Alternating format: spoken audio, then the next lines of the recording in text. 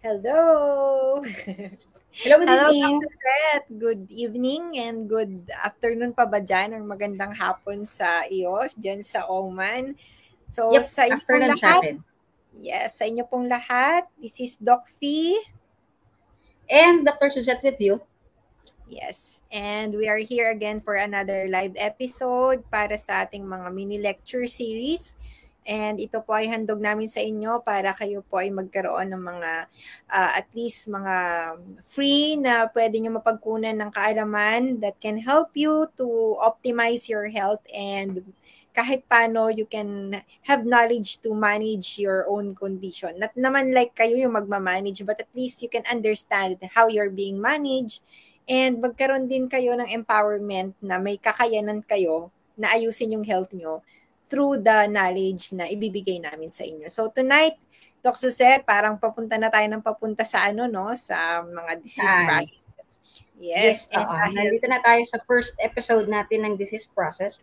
So last time, diniscuss natin unang-unang insulin and then insulin resistance. So ito na. At diniscuss natin yung basic ng root cause.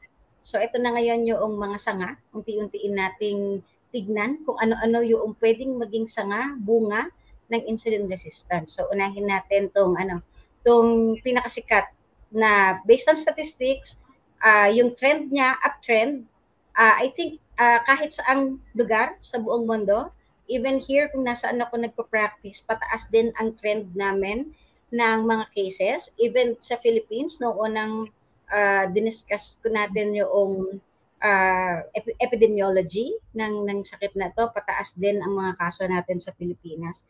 Kaya I invited din yung mga uh, members ng Philippine Reversing Diabetes Association dito sa FB na sana makapulot sila ng maraming information dito sa lecture series natin na to. yes, and thank you so much Doc for sharing din sa iba na makakagamit talaga ng mga kaalaman natin dito. And kung titignan nyo, dugtong-dugtong to. So, ibig sabihin talagang hinihimay namin but at the same time pinag-iisipan namin kung paano magpo-progress yung ating lecture para sa ganun mas masundan nyo siya ng maigi. Hindi yung watak-watak tayong lahat. Kasi gusto namin magkaroon kayo ng talagang mas magandang grasp. And inumpisahan natin yun sa normal muna na physiology. And then sinundan natin na insulin resistance, and now we're going to do the disease process na. So, sinabi rin ni Doc Suzette kanina na yung diabetes, one of the most common na pataas na ng pataas yung number ng nagkakaroon. And yun nga yung tanong. Dumadami na actually ang gamot for diabetes, Doc. Pero kahit Yes. dumadami yung gamot, bakit hindi siya naaagapan? And at the same time, hindi naman siya gumagaling or hindi man lang siya nag-i-improve. Okay? So, hanggang dun na lang ba tayo? So, develop na lang ba tayo ng gamot? Ano ba yung missing link? Ano ba yung iba pa nating pwedeng gawin? So, tatanggapin na lang ba natin na we are just going to depend on medication? But of course, it's hard kasi if you do not understand the disease itself, mahirap kaunawaan kung paano mo siya gagawa ng paraan o paano ka makakatulong sa sarili mo na siya ay agapan kung hindi mo rin naiuunawaan kung ano talaga yung sakit na to at ano yung dahilan kung bakit ka may ganitong sakit. So ngayong gabi, ang pag-uusapan natin ay about the type 2 diabetes mellitus. Alam nating lahat na hindi lang ito yung type ng diabetes mellitus. And marami na sa inyo yung nagtatanong. Pero hindi natin kayang i-cover agad lahat-lahat all at once because baka maging forever is not enough ang ating tema. So, iisa-isahin lang natin para meron kayong mapagmuni-munihan after ng ating discussion. So, let us begin, Doc. Yes. Alright. Simulan na natin. Simulan muna. Yes. Thank you. Alright. So, we are going to discuss, I am tasked to discuss to you right now the type 2 diabetes mellitus. So, ano ba ang diabetes mellitus? So, diabetes mellitus, it is actually a syndrome. So, pag sinabi kasi na syndrome, ito ay set ng mga sintomas. Ibig sabihin siya ay iba-ibang sintomas na kung saan ay associated din sila sa isa't isa. Alright? So, isa siyang grupo ng mga sintomas o set ng mga sintomas na associated sa bawat isa that is a characteristic of a certain disease. So, diabetes mellitus is actually a syndrome. Hindi lang iisa yung makikita mo sa kanya na manifestation. It is a group of manifestation that is related to impaired carbohydrate, fat, and protein metabolism. Why? Because as you all know, hindi lang naman carbohydrate metabolism ang inaapektuhan ng insulin. But insulin also affects the fat and protein metabolism. And diabetes mellitus syndrome is actually caused by either lack of insulin secretion or decreased sensitivity of tissues to insulin. So either way, parehas lang kasi nagiging result nila halos.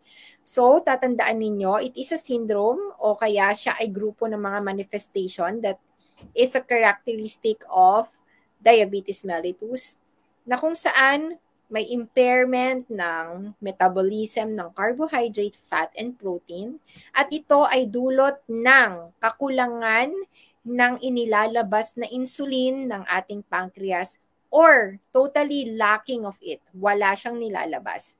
Or it is a decreased sensitivity or bumaba na yung sensitivity ng ating mga tissues or cells to the effect of insulin. So meron tayong dalawang klase ng diabetes mellitus. Una, we have the type 1 and of course the type 2.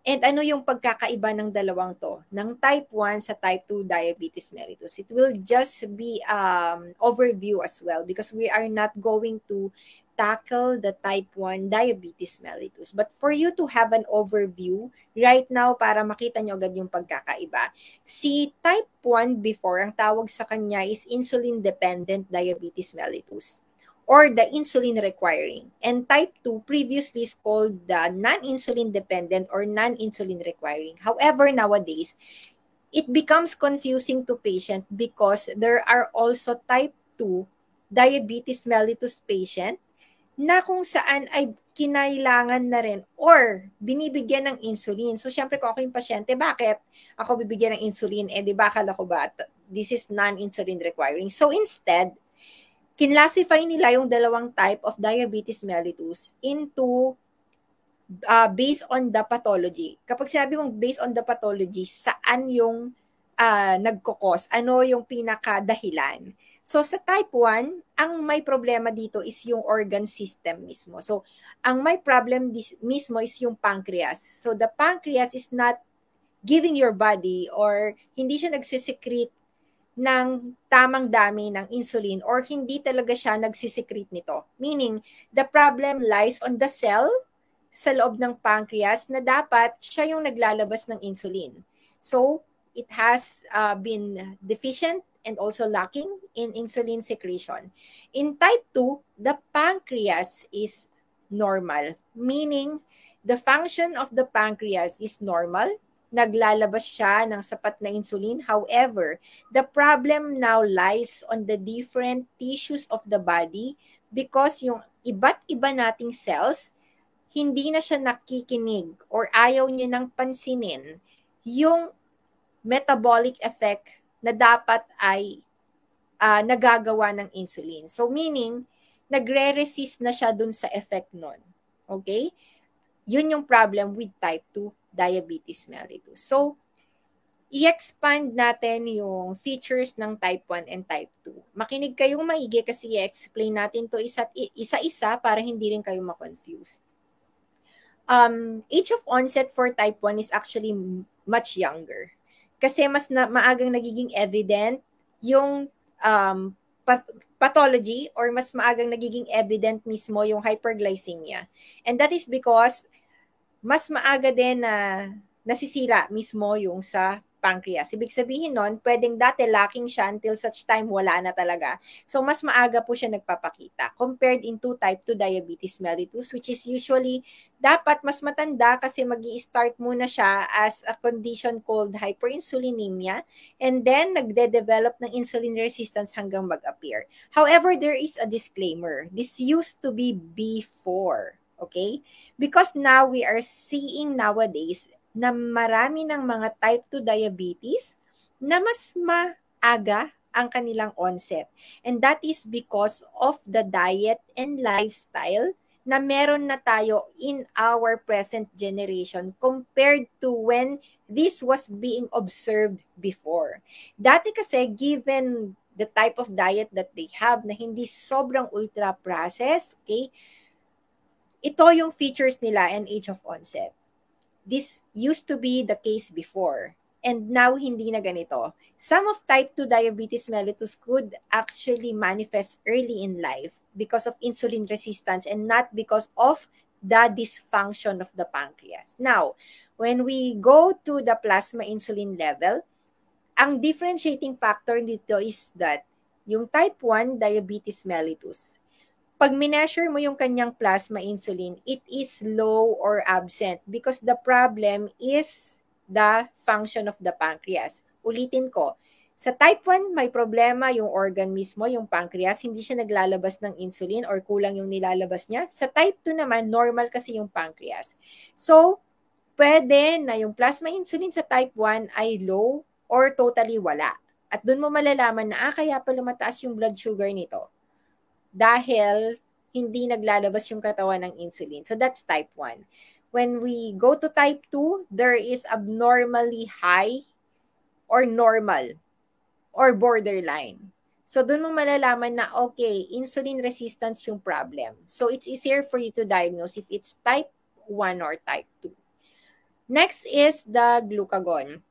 Sinama dito yung glucagon. Both type 1 and type 2 has high glucagon. So I will give you background of glucagon muna. Glucagon is opposite to insulin. So kapag ka bumaba na yung level ng ating insulin at bumaba na rin yung blood sugar level, mag-i-start nang tumaas si glucagon. Kasi ano ba yung effect ni glucagon? Actually, si glucagon, most common to pag natutulog tayo during the time na wala tayong any calorie intake. Kasi by the time na bumaba ng level ng insulin at by the time na medyo bumababa na yung sugar level natin, tumataas na siya. At ang itinutulong niya sa katawan is that first, para magamit mo na yung mga stored glycogen mo or stored glucose sa liver and sa muscle. But most na ginagamit ay yung sa liver. Kasi yung sa muscle, usually ginagamit yan sa exercise. And ang glucagon, tumataas din yan pag nag-exercise tayo. So usually, ang tinutulong niyan is either i-break down natin yung glycogen or gumawa tayo ng sarili nating glucose. So si glucagon yung tumutulong sa katawan. In both type 1 and type 2, parehas silang mataas. Okay? Bakit? Kasi parehas din na, for example, wala siyang, yung isa, walang insulin. Di ba, ang nagsusuppress sa glucagon ay kapag mataas yung insulin. In type 1 kasi, the problem is wala kang insulin, so walang nag-o-oppose dun sa action or paglabas ng glucagon. So, mataas siya. In type 2 naman, the problem is, yung cell mo o that's your cell is starving. Ibig sabihin nun, mababa yung sugar sa loob, wala siyang ginagamit na energy from sugar. So, nagsisignal siya sa brain to release glucagon kasi akala niya wala na siyang sugar. It's the same as parang hypoglycemic siya in the cellular level, pero ang totoo pala sa labas, sobrang taas na ng sugar niya. So, both of them are high. The only difference is that when you inject insulin sa type 1 diabetes, bumababa yung glucagon. So, nasusuppress yung glucagon. Kasi ang reason lang naman kung ba't mataas ang glucagon sa type 1 is because walang insulin. Okay? At hindi nagdi-drink yung cell ng sugar because walang nag-e-escort sa kanya paloob. While in type 2, there is resistance to the effect of insulin. So kahit mag-inject ka ng insulin, the glucagon will not be suppressed. So yan yung main difference. And in type 1, pwedeng normal pa rin yung sensitivity ng cells mo to insulin. Pwedeng normal. But there are cases na kung saan pagpasawa yung pasyente, dumadating din siya sa type 2. Pero hindi mo na natin yan itatackle ngayon. So the main difference is that insulin sensitivity of type 1 is still normal, while in type 2, it's reduced or almost very resistant kapag ka type 2 diabetes. Okay? So why do we develop type 2 diabetes mellitus. So of course, again, our focus is only in type 2 diabetes mellitus. So gusto nating malaman ano yung reason kung bakit tayo nagkakaroon ng type 2 diabetes mellitus. So sinabi natin kanina yung main difference ng type 1 and ng type 2. So our type 1, the problem is the organ itself. May dysfunction doon sa cell na naglalabas ng insulin. Meaning, kapag type 1 ka, hindi ka nakakapaglabas ng tamang concentration ng insulin because hindi nagfa-function ng maigi yung pancreas mo. Especially the beta cell in the pancreas. But in type 2 diabetes mellitus, sabi natin kanina, the problem is not in the pancreas. Your pancreas is actually secreting enough insulin, even more than enough insulin. But the problem now lies on the surrounding tissues and cells because hindi na siya nakikinig doon sa insulin. So, wala nang nagiging epekto yung insulin sa bawat cells ng katawan natin. Okay? Hyperinsulinemia is the main cause because you will not develop insulin resistance if hindi ka hyperinsulinemic in the first place. So, na-discuss to ni Doc Suzette, but for our review, first of all, kailangan meron ka munang hyperinsulinemia. And when we say hyperinsulinemia, ito ay yung abnormal increase ng insulin sa ating blood na kung saan ay umiikot sa ating circulation. So, hyperinsulinemia for a long time. So, of course, kapag laging mataas yung insulin mo, lagi din niyang inaapektuhan yung cell. The cells would become very exhausted with the effect of the insulin. And napapagod din siya to just metabolize the same thing. Because in normal physiology, we also studied before na meron dapat talaga tayong switching point na dapat hindi lang tayo nagme-metabolize lagi ng sugar.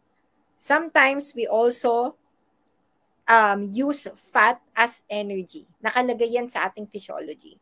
So dahil laging babad, yun yung term lagi tayong babad sa insulin, nagkakaroon na ngayon ng insulin resistance. And when almost most of the cell natin ay insulin resistant na, hindi na yan makikinig doon sa insulin and therefore hindi na rin magiging maayos yung paggamit ng ating cells ng glucose. Kasi the insulin helps the cell to actually convert the glucose into energy, but when you're insulin resistant, hindi na yon nagfa-function. So, hindi na ginagamit ng cell mo yung mga sugar kahit ang taas-taas na niya dun sa circulation.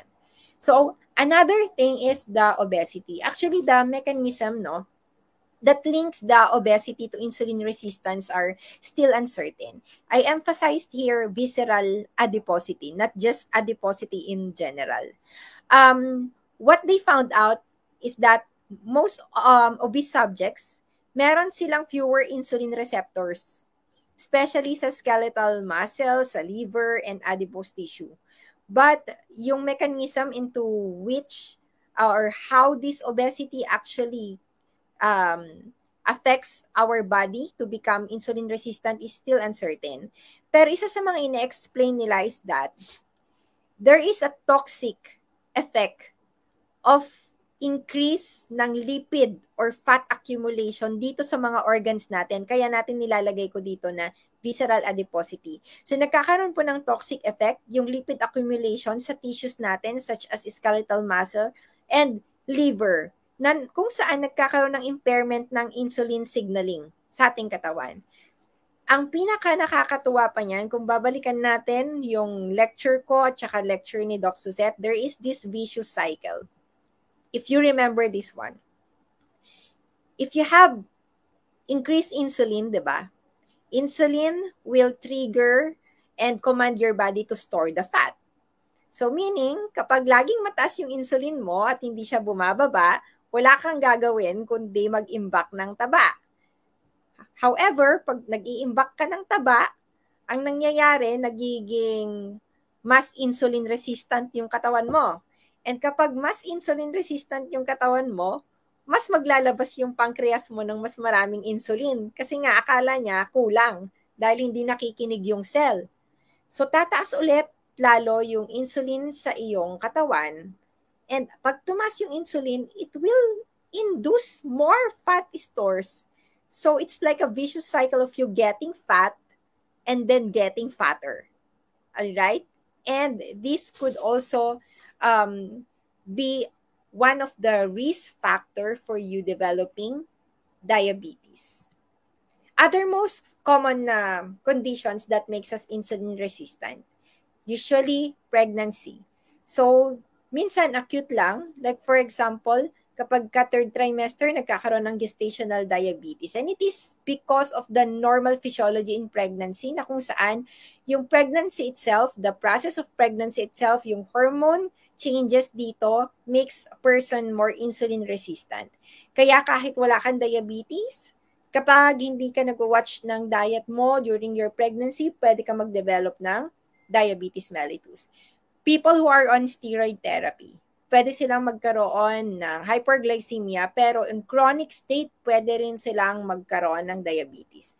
And also PCOS, kasi kapag mataas din yung secretion ng androgen ng katawan natin, it could also make our body insulin resistant. And then, insulin resistance could also trigger PCOS. So, parang vicious cycle din ito. Alright? So, ito lang yung mga most common. Pero marami pang iba. So, ngayon, pumunta tayo dun sa sintomas ng type 2 diabetes mellitus. Kasi, kailangan na maunawaan nyo to so that alam nyo kung ano yung nangyayari sa katawan ninyo once na meron ka ng diabetes mellitus, especially type 2. And I'm sure kung may mga nanonood sa inyo ngayon na merong type 2 diabetes mellitus, makaka-relate kayo dito. Pero 'di ba, hindi nyo alam bakit nangyayari to sa akin, bakit ito yung sintomas. Sinabihan lang kayo na, for example, ito yung mga sintomas mo, diabetes yan. Pero the reason behind it, bakit mo yun nararanasan? Bakit yun ang sintomas mo? Marahil hindi pa ganon kalinaw para sa'yo. So, yun yung iisa-isahin natin ngayon. And ang i-discuss ko sa inyo ay yung pinaka-common na mga sintomas na makikita sa isang tao na may type 2 diabetes mellitus.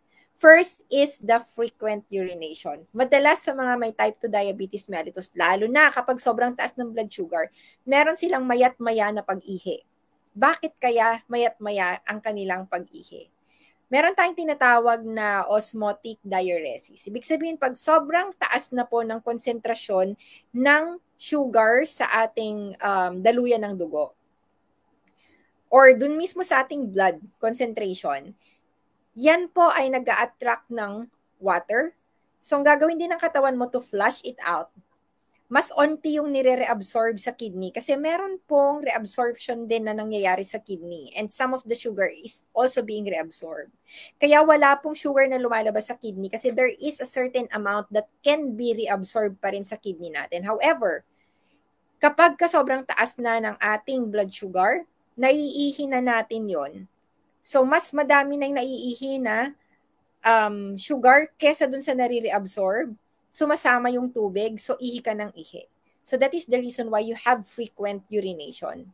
And kailangan nyo maintindihan, kapag pati sa ihi ninyo may nakita na rin na sugar, matik yon, mas mataas na sa 180 mg per DL yung sugar ninyo. Matik yon, pagka na-detect na meron kayong sugar sa ihi. Increased thirst. Bakit kaya? Ihi ka ng ihi, tapos lagi ka namang uhaw at inom ka ng inom. Minsan, ang dahilan ng iba dito, yung mga pilosopo, kasi ihi ka ng ihi di syempre uhaw ka. Kaya inom ka ng inom. Pero meron din pong reason kung bakit ka uhaw.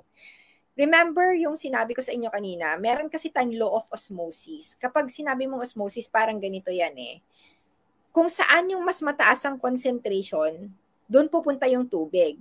Meron tayong mga pinag-aaralan before, di ba, na parang merong filter, parang ganun siya, na kung saan pwedeng mag-diffuse yung water, kung saan yung mas mataas yung osmotic pressure, for example, doon pupunta lahat ng tubig. Kapag nasaan yung asukal, because yung asukal nakakapagpataas yan ng osmotic pressure, dun pupunta yung tubig. So ano nangyayari? Dun sa blood circulation natin, sobrang taas po ng blood sugar concentration. So what happens now is that it attracts water. So yung water even inside the cell, ina-attract niya palabas papunta doon sa ating blood circulation.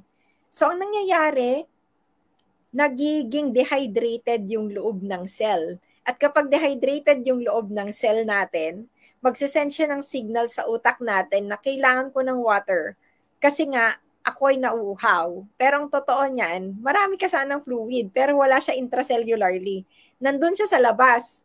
Kasi nga, inattract na siya dahil mataas yung concentration or very concentrated yung outside ng cell and blood circulation. So you have increased thirst, inom ka ng inom, pero hindi siya nasa-satisfy.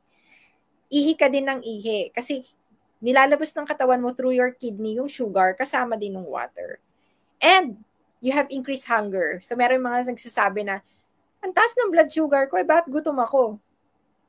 Lagi naman akong kumakain. It's supposed to be if you have excess energy, because of the excess sugar in your bloodstream, you're supposed to be feeling full. Dapat busog ka pa, and taas na ng sugar mo eh. But you are hungry. Bakit?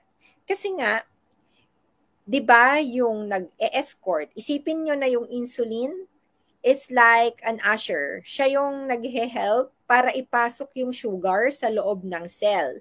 Para sa ganun, ma-convert yung sugar na yun into energy. However, sinabi rin natin kanina, na insulin resistance yung cause ng diabetes mellitus type 2. So, ibig sabihin yung cell mo, kahit nababad na siya sa maraming sugar, hindi siya nakakapasok sa loob ng cell even in the presence of insulin na dapat binubuksan nyo ng insulin para makapasok. It's because your cell is not listening to insulin anymore. So, kahit meron kang energy surplus from the sugar outside the cell, hindi na siya makapasok. So, akala ng cell mo, starving siya, gutom na gutom siya. So, anong sasabihin niya ngayon? Magsisend siya ng signal ngayon sa brain mo, telling your brain, I'm still hungry, I don't have enough energy. Pero ang totoo, sobrang dami mo pang sugar na nandun sa iyong circulation. Hindi lang siya nakakapasok because the insulin doesn't have any effect to your cell anymore. Yet you are still hungry. And what happens? Nagkakaroon ng unintentional weight loss kahit kain ka ng kain. Bakit? Because your cell is starving. And ano pa yung ibang reason kung bakit ka nagkakaroon ng unintentional weight loss? Meron akong isang patient, i-share ko sa inyo, but of course, confidential. Hindi natin sasabihin ang pangalan or yung exact case. But the patient is actually diabetic and continuously siya naglo-lose ng weight despite the medication. And I said, it's still the diabetes that is causing you to lose weight. And even not just weight loss, but muscle loss and fat loss. And ano ba yung nangyayari? Bakit ka nagkakaroon ng unintentional weight loss kapag meron kang type 2 diabetes mellitus? Remember that the function of insulin, hindi lang po siya nag-aid ng paggamit ng cell mo ng sugar to be converted into energy. Your insulin also helps your cell to take up protein and amino acids. And kapag hindi resistant yung cell mo, napoprotektahan din ng insulin yung protein inside the cell para hindi yun mag-breakdown. Alright? Same din sa adipose tissue. Ngayon, what happens? Kapag ang cell mo ay gutom na gutom, kasi nga akala niya walang sugar na pwedeng gamitin into energy. Ang gagawin niya ngayon, dahil insulin resistant siya, even with the presence of insulin, nagbe-breakdown po ng protein para gawing amino acid, para gumawa pa ng more sugar sa liver. Despite na mataas na po yung sugar mo sa iyong circulation. So, ang nangyayari, nagkakaroon ka ng muscle loss kasi nabe-breakdown yung amino acid para gawin siyang ingredient to make new glucose. And yun yung nakakatuwa kasi nag-a-add pa siya ng additional sugar na naman sa katawan mo despite of the fact na ang dami-dami mo ng sugar. So, nagkakaroon ka ng weight loss kasi nga akala ng cell mo, siya ay kulang. Okay? So, nagbe-breakdown yung protein, nabe-breakdown yung muscle, umiimpis yung muscle. At the same time, nagfa-fat loss ka. Kasi nga, kahit sobrang dami na ng sugar mo na pwede ring i-burn into energy, akala ng cell inside wala siyang pwedeng gamitin. Kasi nga, hindi na siya nakikinig sa insulin. So, ang nangyayari ngayon, nagbe-burn ka rin ng fat because kailangan mo mag-convert ng fat into ketones. Dahil ang ketones, pwede siyang gamitin ng cell, pwede siyang pumasok sa cell at magamit as energy even without the aid of insulin. So, nagfa-fat loss ka na, nagbo-burn ka ng fat, nagbo-burn ka rin or nag-lose ka ng muscle in order for you to compensate to all of the damages done by insulin resistance. And so, you're still feeling tired. Bakit? Because your cells are starving. The problem with type 2 diabetes mellitus is that you have surplus. Umaapaw ka ng ayuda doon sa daanan ng dugo, kasama ng dugo. Umaapaw ka ng ayuda, pero sa loob ng bahay mo, wala kang nararamdaman na ayuda na pumapasok sa'yo dahil walang nagbubukas ng gate ng bahay mo.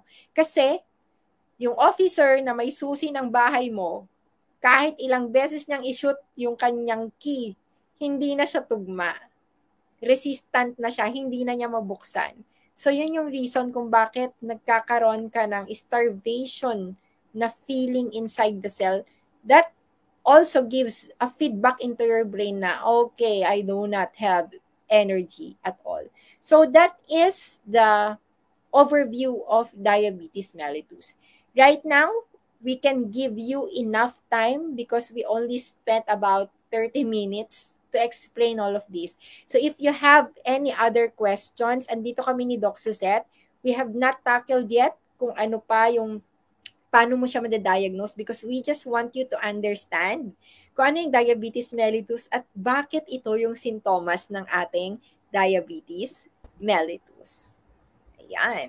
Salamat, Fee. Napaka-intensive. Napaka-intensive ng discussion na ginawa ni Fee.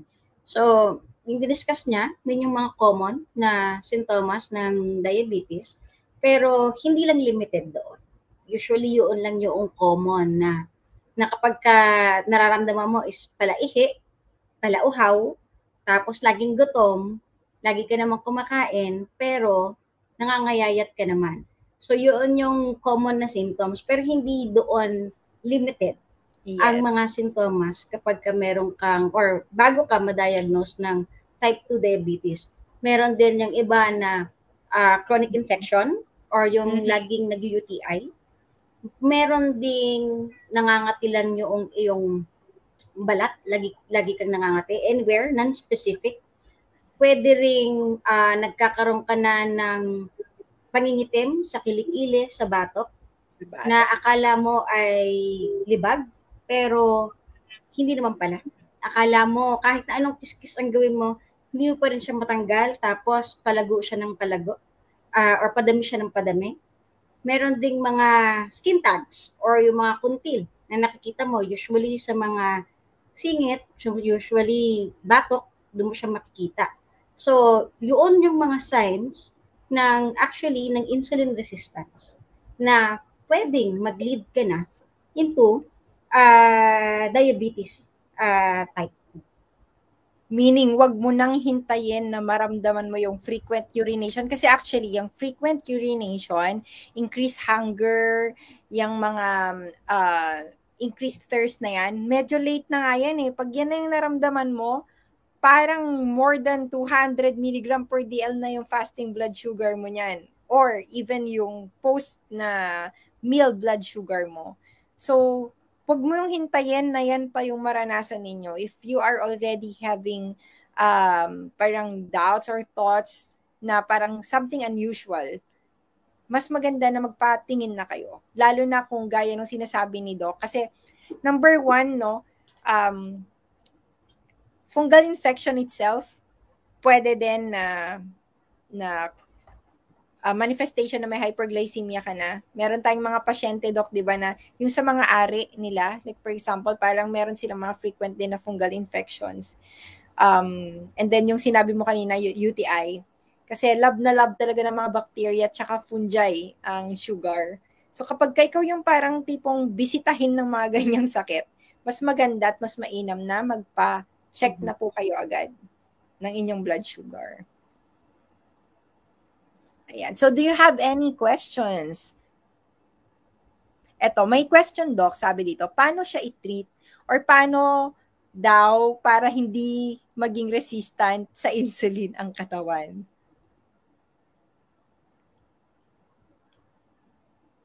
Ayan. So, balik tayo doon sa vicious cycle, di ba? Kailan na-activate si insulin? Di ba? Balik tayo doon sa vicious cycle na diniscuss ni Fi kanina. Or if you could, kung hindi mo napanood yung first 2 episodes, nandoon yung first step kung bakit nagsisimula or kung paano nagsimula yung insulin resistance, yung vicious cycle ng pagpasok ng excessive carbohydrate. So, kung babawasan natin yung carbohydrate intake natin, isama mo na lahat doon kasi hindi lang carbohydrate is the main driver, pero meron siyang mga kasama na ipinapasok natin sa katawan. Usually the processed foods, nandan ng mga seed oils or tinatawag natin PUFA. Andyan din yung mga anti-nutrients, isama mo na rin dyan. So, but the main driver itself is the excess carbohydrate intake. So, kapag pumasok ang usual or lagi or madalas ang intake natin ng carbohydrates tapos hindi naman siya nako-consume properly or hindi naman natin nababurn, napakarami nating surplus ng carbohydrates, yaan nagsisimula ang pag-release or sobrang dami ng secretion ng pancreas natin ng insulin. And then, ini-store ng katawan natin yung excess carbohydrates into fat. Tapos magiging vicious yung cycle paulit-ulit kasi hindi mo naman alam na ganoon pala yung nangyayari sa loob ng katawan natin pag kumakain tayo ng sobrang dami ng carbohydrates. Lalo na ngayon, sa panahon natin ngayon ng food industrialization, kung saan pasarap ng pasarap ang mga pagkain, ginagawa ng mga food scientists na maging palatable o kaaya-aya sa paningin at sa panlasa yung mga pagkain. So, yun yung unang step. So, kung matatanggal natin yung first step doon sa vicious cycle, pwede natin ma-reverse ang insulin resistance. Yes. So, you always have to go back, Ma'am Florence, to the root cause. Kasi, minsan, we have the mentality na, paano gamutin? And when you say gamutin, alam naman natin lahat, the root word is gamot. And we think everyone can just be treated with medicine alone without really thinking na, syempre, kailangan mo munang tignan kung saan nagsimula ang lahat. And pag nakita mo yun ang tuldukan mo. Because kung ano yung reason, kung ano yung naging root cause niya, dun ka dapat pupunta. Yung pinaka-cause nun mismo, yun dapat ang tatargetin mo. Or else, magsasanga lang siya ng magsasanga. It's like kapag kadamo, yung damo, pag ginupitan mo lang siya ng ginupitan, madali yan, tutubo agad yan. Dadami pa yan. Pero kung mismong bubunutin mo hanggang yung kanyang ugat, mas matagal yan. In fact, pwedeng hindi tumubo, pwedeng iba na namang damo yung tumubo. Pero kung lagi ka lang parang, ang ginagawa lang kasi natin ngayon, parang inaano lang natin, Dok, tinatabasan na lang natin. Tabas lang tayo ng tabas. Tinatabasan tsaka nilalagyan ng Band-Aid. Band-Aid. Pagdating mo bukas, meron na naman. Nakakainis. Puro patches lang ng patches. Patches. Lalo na ngayon, paibulo ng mga patches na yung lumalabas ngayon sa merkado. Yes. And we have a lot of patches. So, parang ibang organ. Okay, patch na naman natin yan. But really, maganda rin kasi, Doc, no, parang maintindihan nila yung sa ginagawa ng gamot. Pero ang hirap kasi i-explain sa inyo yun dahil unang-una sa lahat, kailangan maintindihan nyo talaga ng bonggang-bongga yung proseso ng katawan. Pero, understanding diabetes, sobrang ma-appreciate nyo kung bakit kayo binibigyan sa inyo. And sometimes, makikita mo talaga na it's just patching the things up and giving Band-Aid. Kasi yung pinaka-main reason kung bakit hindi tayo nakakapag-focus doon. And still insulin resistance. Okay? So ano po ang mga Ito, mga ano po ang mga example ng food na dapat kong i-take? Ang sagot ko dyan, hindi kung anong example ng food ang dapat i-take. Yes, anong dapat Pero hindi kung hindi, ano yung dapat hindi i-take? i-take? Diba? It's the other way around. Ilipat natin, baliktarin natin. Kasi, yung ibang pagkain, hindi naman yun ang nag-cause ng diabetes. So, kahit na sabihin natin na itong pagkain na to, maganda siya for diabetes, ang tanong mo, bakit maganda siya? Pero, for example, maganda ang meat sa may diabetes. Pero, oo nga, kain ka nga ng kain ng meat, which anong usually kasama? karamihan sa atin, kain tayo ng kain ng meat, pero anong kasama nung meat na yon? Tapos, So, naghihimagas ka pa, itutulak mo pa yung meat. O, diba? So, yun yung cause. Hindi yung kung ano yung dapat mong kainin, pero kung ano yung dapat mong itigil na kainin. Ano po ba ang hindi ko dapat kainin pag meron akong that's supposed to be the question. Yun yung dapat na mas maganda na. Magandang tanong, oo. Yes. So, meron pa ba tayong ibang questions? Parang wala mga question. Parang gagaling na ng mga audience. Ang galing mo kasi magpaliwanag, Fee. Sobrang extensive yung paliwanag mo. So, for the type 1 diabetes, hintayin nyo po yung next week's episode. Discuss namin yung type 1 diabetes. Kasi si Ma'am, meron dito si Ma'am, actually si Ma'am parang on 3 episodes na siya, nagmamakaawa na siya for type 1 diabetes. Na if may chance pa ba na maging healthy ang pancreas, ngayon na naglo-low carb na siya, ganyan-ganyan. So, lahat po yan, sorry po kung hindi po namin kasi maibibigay lahat. As much as we want to give all the information, mahirap po kasi magbigay ng information na wala kayong understanding. Okay? Hindi mo pwedeng bigyan ng solid food ang isang tao na nasa milk stage pa lang siya, kumbaga. Kasi mahihirapan kayong nguyain yun. And I hope na ma-appreciate nyo na yung ginagawa namin ni Doc Suzette is giving you information one at a time so you can you can go back and mas maunawaan nyo siya ngayon before you proceed with the next lesson. So, hindi siya tira lang ng tira kasi pwedeng ang information pag binigay, nagiging mali, lalo na kung mali yung sequence. Nagiging mali lalo na kung maling time mo siya binigay, hindi pa niya naiintindihan. So, magpa-progress tayo ng magpa-progress with our lecture. So, wait for it. And dadating din po tayo at dadating po dyan sa type 1 diabetes and sa iba pang mga topics natin. Okay?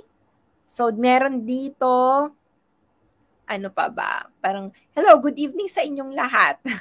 Andyan din si, shout out daw kay Nay Ara. Hello, shout out. Nay Ara, invite mo naman kami. Kaya nga, invite mo kami. Sa kung saan mo kami gusto i-invite. Pa-invite naman dyan. ito naman ang i-invite natin. Yes, looking forward kami na i-invite ito, si Bern. So, we have, finally, I met someone na registered dietitian. Ang tagal kong naghanap, low carb, may low carb MD na noong very active ako on my low carb MD. So, naghahanap talaga ako ng dietitian kasi hinahanapan ako ng mga kaso na akong makita na dietitian na open-minded into low carb nutrition. So, finally, we have one, si Bern, and we are looking forward na next time, ma-invite natin siya dito sa Doctor's Desk para paunlakan tayo sa kung ano ang mga hindi dapat kainin kapag kami type 2 diabetes. Diba? Yes. So, invite natin yan si Bern sa mga susunod na episodes natin. Yes. So, ano pa ba? Meron so, dito, nare-reverse daw. Nare-reverse daw ba, Doc? So, I want to answer this question. Last 2019 ba? No. 2021 or 2020, naglabas ng statement or guidelines, therapeutic guidelines, ang American Diabetes Association. And on these guidelines, nilabas nila kung paano na isang tool sa pag-combat ng diabetes mellitus ang low carb diet. So, ginawa nila dalawang dalawang two parts. So, or two kinds. Merong low carb diet, tsaka very low carb diet. So, dalawang klase. So, and diniscuss nila kung paano siya gagawin. And then at the same time, naglabas din sila ng area para masabi if ang diabetes is on remission or hindi. So, once na naglabas sila ng statement, this is American Diabetes Association, since naglabas sila ng statement na mayroong criteria for remission ang diabetes, so that means type 2 diabetes can be reversed. So, kung yung mga doctors ninyo, unfortunately marami, they are saying that diabetes cannot be reversed, I think they are not updated. So, di sila updated because there is a guideline for this one. Kasi hindi maglalabas ng guideline if hindi based on data, based on research, na hindi pwedeng ma-reverse ang type 2 diabetes. So, it can be reversed.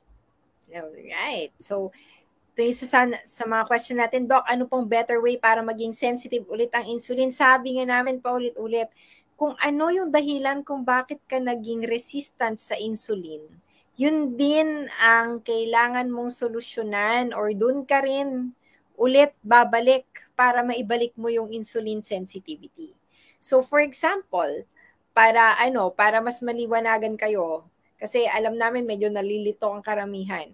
Kung ang reason kung bakit ka insulin resistant ay dahil mataas na ang konsentrasyon ng insulin sa katawan mo ng matagal na panahon.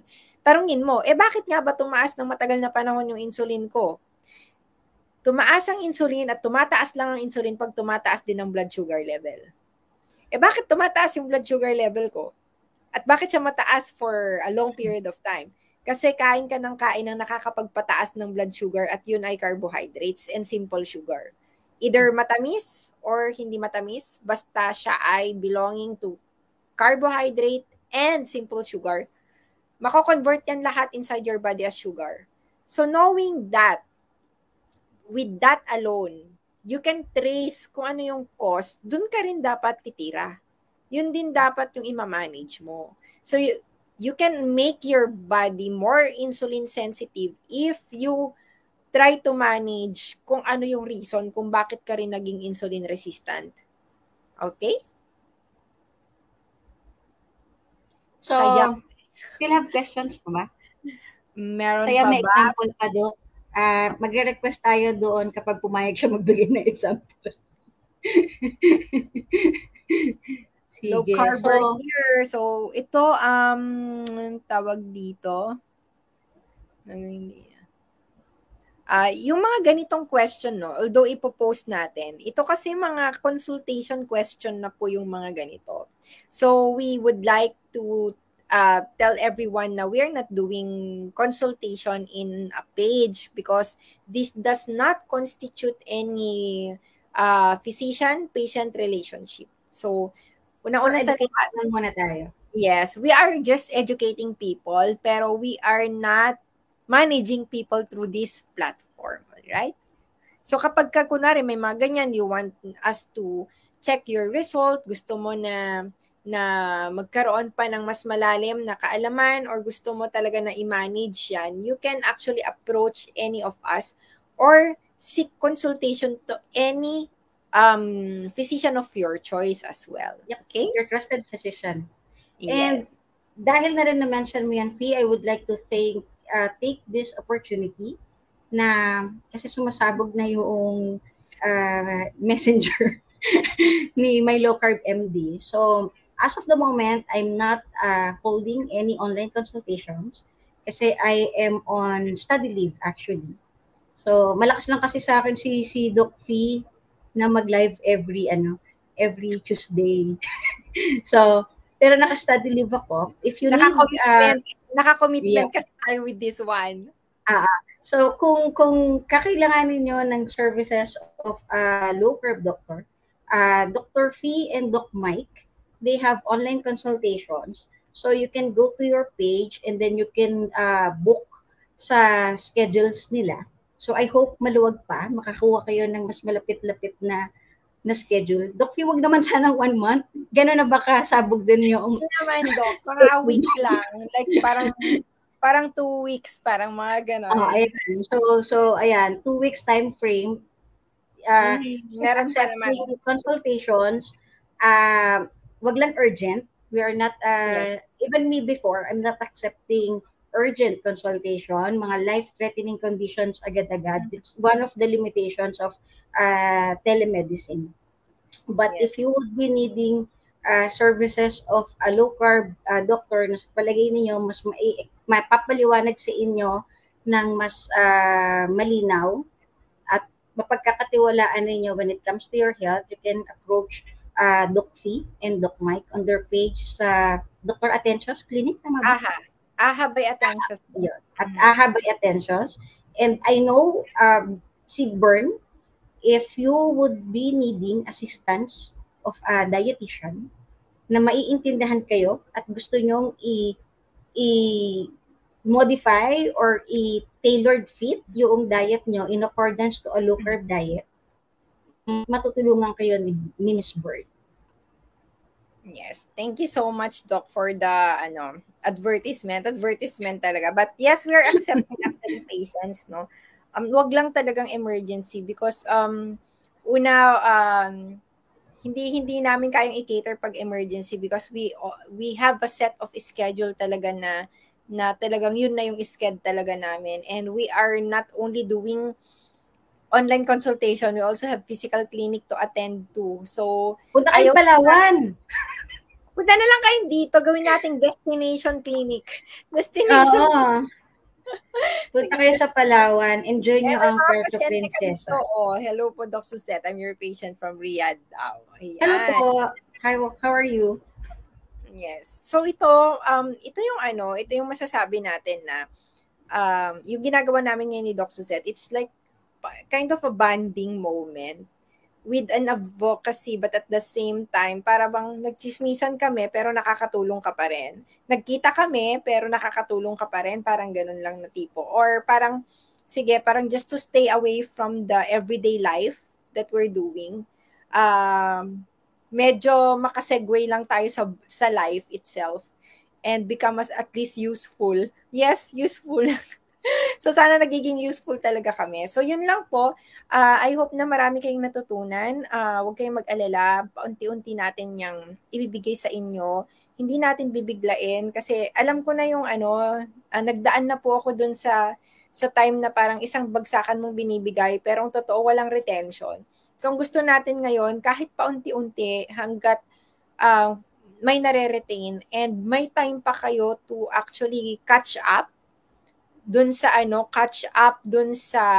previous na mga episodes, balikan nyo muna para mas maintindihan nyo. Kumbaga parang may bumbilya ba na umiilaw. Yun pala yung dati nilang in-explain. Na-appreciate ko na dito. So, mas maganda po na yun yung ating gawin. Kaya, alam ko na yung iba sa inyo parang gigil pa. We want more. Parang ganon. Pero hindi kasi nagwo-work yun ng ganyan. And magugulat na lang kayo one day, parang, it makes sense. Lahat ng mga in-explain nila ngayon ko na siya mas nauunawaan. So, be patient. Lahat tayo mag-practice ng delayed gratification when it comes to knowledge. Let us not be greedy with knowledge because ang greed hindi lang yan sa ang gluttony hindi lang yan sa foods. Charot. So, mga ganito din. So, utay-utay lang ba, ganyan. So, thank you so much everyone. And yes, and we want to request everyone to always please pray for us sa mga tinatahak namin ni Doc Suzette because right now we are dealing with different things like for example, may mga schooling, may mga classes on the sides aside from this kasi gusto namin hilingin sa inyo for you to pray us to continue with this advocacy dahil sinisingit talaga namin siya kahit na, for example, may ibang mga ganap, whether yan ay for the professional growth or any life growth moment, no? Na sana patuloy kaming makapagbigay sa inyo ng information. Lagi kong sinasabi yan sa mga pasyente, ipagdasal nyo kami for us to continuously gain knowledge and wisdom, Doc, no? Para lagi tayong may ma-deliver sa kanila. And time as well. Pag-pray nyo, Yes. sana laging may time si Doc Suzette tsaka si Doc Fee to give us Tsaka live. sana hindi pumapangit yung internet connection. Yes, please. Parang kanina nabahan ako, para akala ko nawala ako eh. Oo, na sana lagi kaming may internet connection, ganyan. Sana sana walang makahinder, sana walang makasagabal sa mga pagbibigay namin ng impormasyon sa inyo. Ipag-pray nyo na sana wala kaming bashers. Ganun. Sana wala kaming walang mag-report dyan. Wala naman. Ganun. So, thank you so much, guys, for everything. Maraming salamat din. And if you find na itong videos natin and yung mga educational content na ginagawa namin ni Fee ay benefit kayo, kindly share sa mga loved ones ninyo and sa mga friends ninyo para makapag-benefit din sila. Yes, that's it. Thank you so much. Bye-bye. Maraming salamat. Bye-bye. Good night.